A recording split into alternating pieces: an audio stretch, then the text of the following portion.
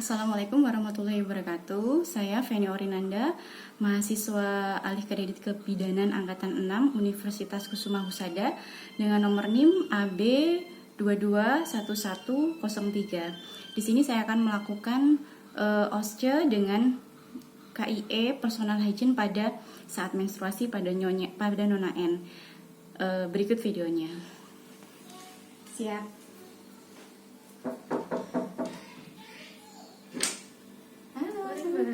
Ya, mari istirahat dulu, Mbak.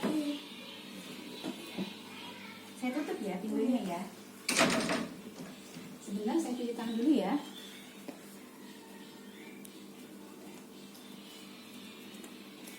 Halo. Ada keluhan apa, Mbak? Ada kadang-kadang ada kembaran. Ini sekarang lagi menstruasi? Iya. Oh gitu, baik. Sebelumnya perkenalkan dulu ya, Mbak. Nama saya adalah Feni, Bidan Feni. Di sini saya akan yang melakukan pelayanan pada hari ini. Saya akan memberikan penyuluhan atau memberikan informasi tentang personal hygiene, kebersihan pada kewanitaan pada saat menstruasi. Jadi tepat sekali ya untuk Mbak Nisa hari ini. Sebelumnya saya data dulu ya namanya. Boleh tahu namanya, Mbak? Nama lengkap? Nama Nisa Utami. Iya. Umurnya? 18 tahun. 18 tahun. Kalau alamatnya? Gak tahu agak sifat atau satu. Iya. Keluhannya tadi ya sering mengalami gatal ya. Sudah lama, Mbak Nisa? Iya. Tadi sudah kita juga lakukan pemeriksaan fisik ya, Mbak Nisa. Tadi tensinya normal 110/70, suhu tubuhnya 36 derajat Celcius normal, nadinya 84 kali per menit normal. Berat badannya 60 kilo ya, dan tinggi badannya 160 cm, semuanya normal. Cuman keluhannya itu memang perlu harus diatasi nih, Mbak. Keluhan Mbak Nisa itu kalau enggak nanti akan menimbulkan masalah selanjutnya.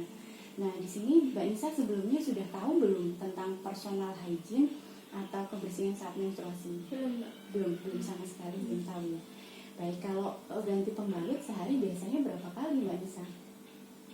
Sehari 3 kali. 3 kali sehari ya, baik.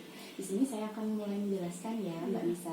Jadi personal hygiene atau kebersihan diri pada saat menstruasi itu adalah upaya diri kita untuk menciptakan kebersihan atau meningkatkan kebersihan dan kesehatan pada area kewanitaan pada saat menstruasi. Nah, ini ada banyak faktor nih, Mbak. Yang pertama adalah faktor citra tubuh atau penampilan. Misalnya kita kalau melihat orang nih penampilannya bersih, biasanya juga area kewanitaannya juga bersih. Terus kemudian praktek sosial. Jadi ada beberapa orang itu kebiasaannya dia tuh memang sudah menerapkan pola kebersihan atau tidak. Terus kemudian tingkat ekonomi, semakin tinggi tingkat ekonomi, biasanya dia akan lebih memperhatikan kebersihan nih, Mbak, karena kan dia punya dana nih, otomatis bisa membeli pembalut, kemudian beli sampo, dan bahkan dia bisa membeli dengan produk tertentu. Kebalikannya dengan misalnya ekonominya yang kurang, dia akan kesulitan nih untuk membeli produk-produk kesehatan, pemeliharaan kesehatan ya.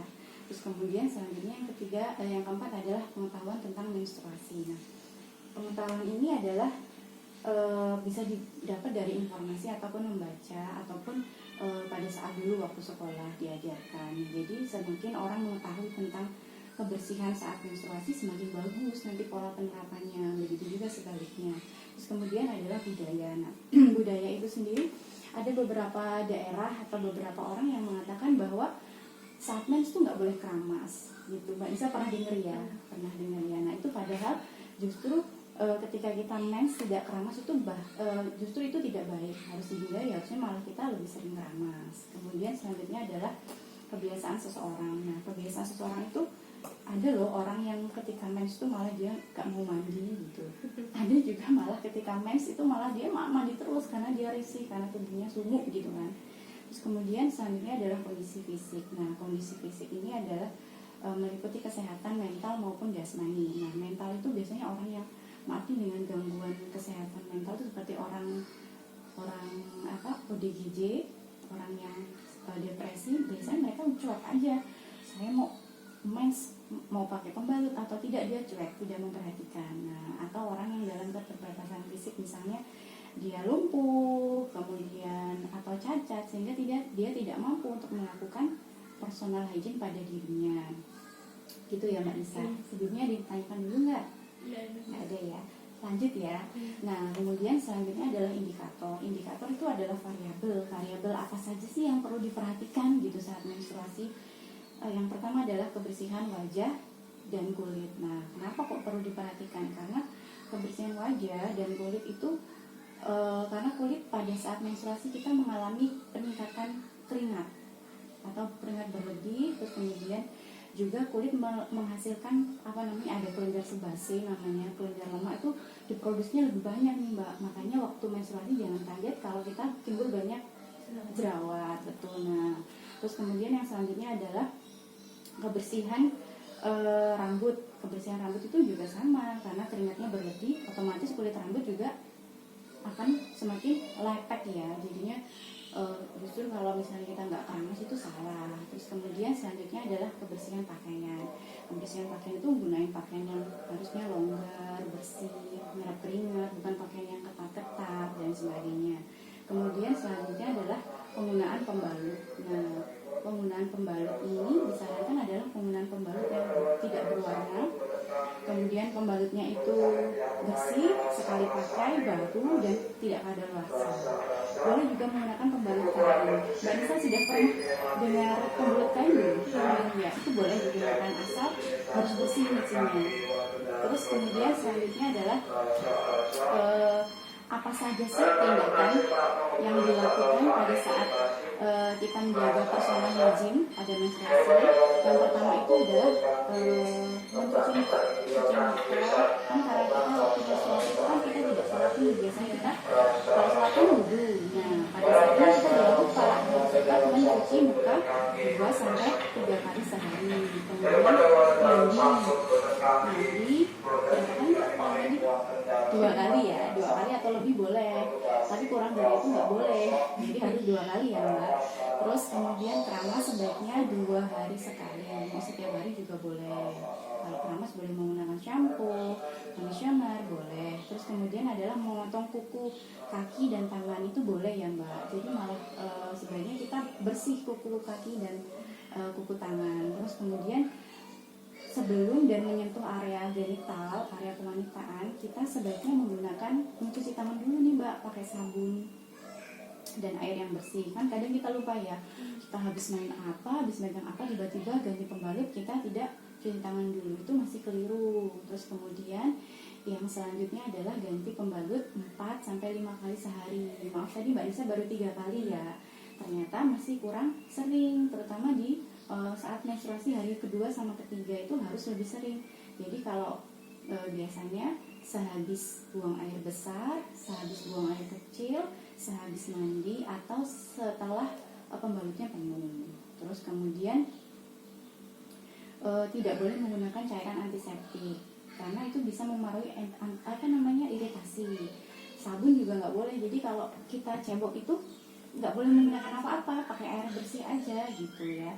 Kemudian kalau membersihkan area genitalia seperti saya katakan tadi, itu dari depan ke belakang. Jadi guyur airnya itu dari depan ke belakang.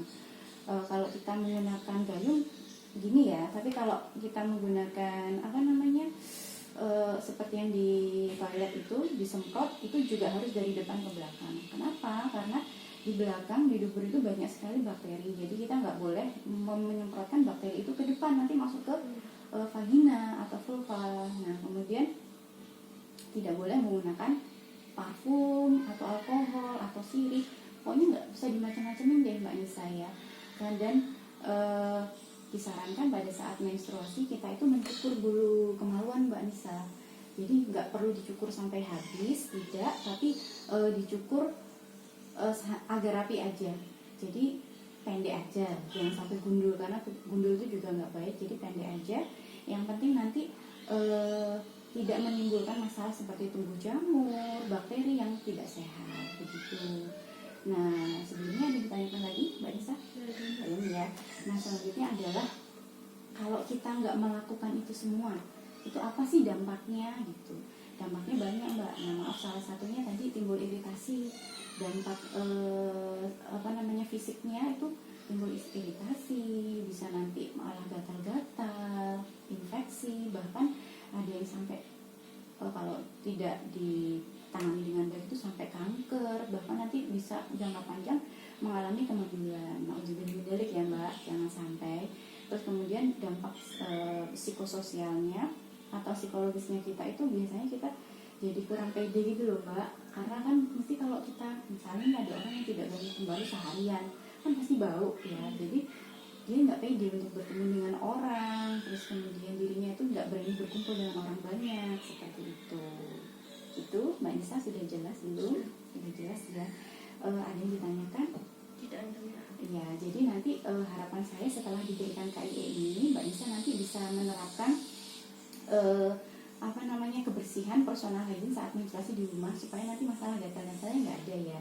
Coba nanti Mbak Nisa bisa ganti pembaliknya lebih sering, terus kemudian menggunakan celana dalam yang longgar, tidak ketat dan menyerap keringat, begitu ya Mbak. Nanti kalau misalnya ada yang ditanyakan lagi bisa kesini lagi. Semoga masalah kesehatannya selesai. Terima kasih Mbak Nisa ya. Terima kasih. Mau pamit sekarang? Iya. Ya, silakan. Iya.